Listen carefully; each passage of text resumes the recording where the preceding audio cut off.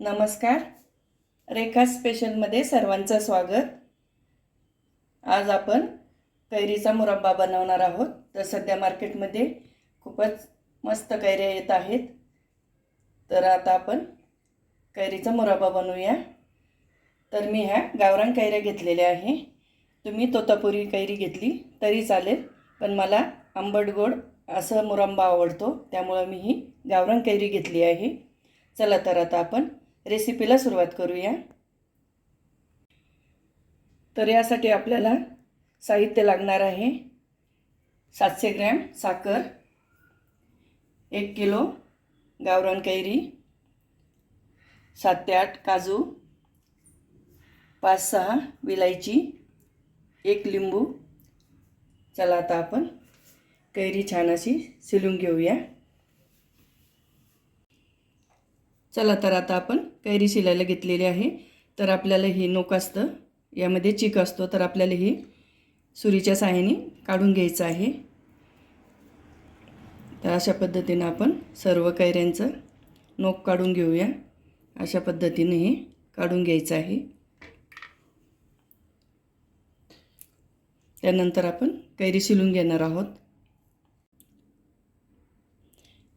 बटाटा शिलण्याच्या सहाय्याने मी या सर्व कैऱ्या शिलून घेतलेल्या आहे.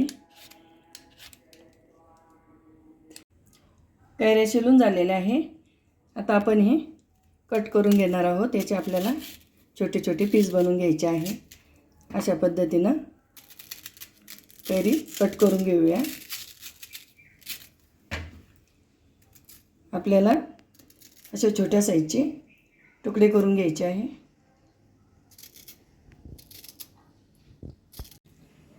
सर्व कैऱ्यांचे अशा पद्धतीने मी सारे तुकडे करून घेतलेले आहे. तर आता मी इकडे कढई ठेवलेली आहे. यामध्ये मी 2 ग्लास पाणी घातलेलं आहे. पाण्याला छान उकळी आली की आपल्याला यामध्ये कैरी घालायची आहे. आपल्याला ही कैरी 4 ते 5 मिनिट छान उकळून घ्यायची आहे. 5 मिनिटानंतर आपल्याला ही कैरी चेक करायची आहे. जास्त देखील आपल्याला उकळायची नाही.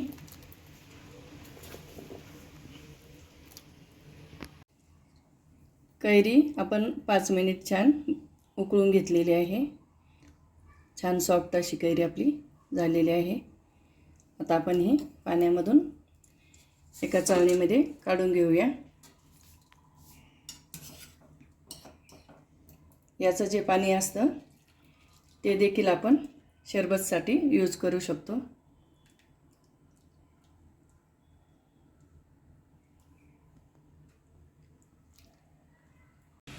कैरी मी छान उकडून घेतलेली आहे. तर आता आपल्याला इकडे कढई तापायला ठेवलेली आहे. त्यामध्ये थोडंसं आपण हे कैरीचंच पाणी वापर करणार आहोत. तर यामध्ये आपण थोडंसं कैरीचं पाणी घालून घेऊया. त्यामध्ये आता आपल्याला ही साखर घालून घ्यायची आहे. साखरेचा आपल्याला 1 तारी पाक बनवायचा आहे. तर आपल्याला हे सतत हलवत राहायचं आहे. यासाठी आपल्याला 5 मिनिट लागेल. त्यानंतर आपण यामध्ये ही कैरी घालून घेणार आहोत. आपला हा 1 तारी पाक तयार झालेला आहे. आता आपण हा चेक करून घेऊया. तर एक प्लेट घ्यायची, त्यामध्ये थोडासा पाक घालून घ्यायचा. हा खूप गरम आहे. याला थंड केल्यानंतरच आपण चेक करणार आहोत, नाहीतर आपल्या हाताला चटका बसू शकतो. तर आपल्याला ही 1 तारी चासणी बनवायची आहे. तर बघा, अशा पद्धतीने ही चासणी झाली पाहिजे, म्हणजे आपला मुरब्बा हा खराब होणार नाही. तर चला, आता आपला पाक तयार झालेला आहे. आता यामध्ये आपण ही जी वाफवलेली कैरी आहे ती घालून घेणार आहोत. तर अगदी योग्य पद्धतीनं तुम्ही ही कैरी घाला, नाही तर तुमच्या अंगावर उडू शकतं. पाक खूप गरम आहे, त्यामुळं काळजीपूर्वकच आपण हे काम करायचं.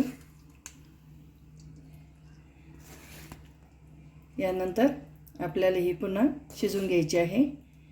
याला 3 ते 4 मिनिट पुन्हा शिजवावं लागेल.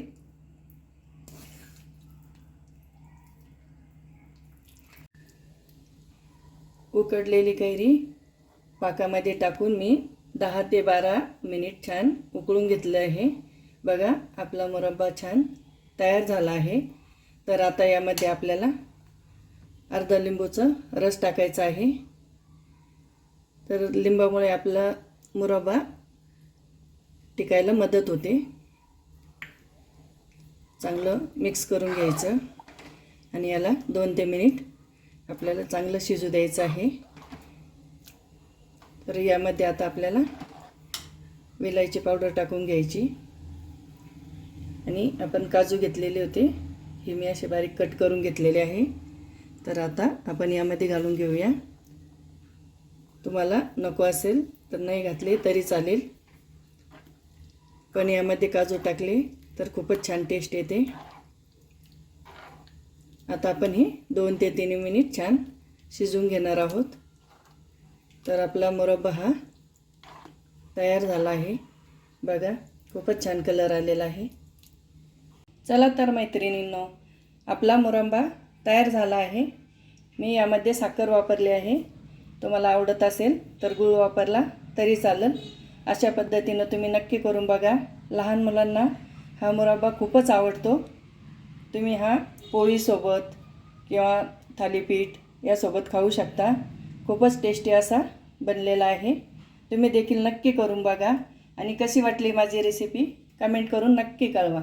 लाईक करा, शेअर करा, सबस्क्राईब करायला विसरू नका. धन्यवाद.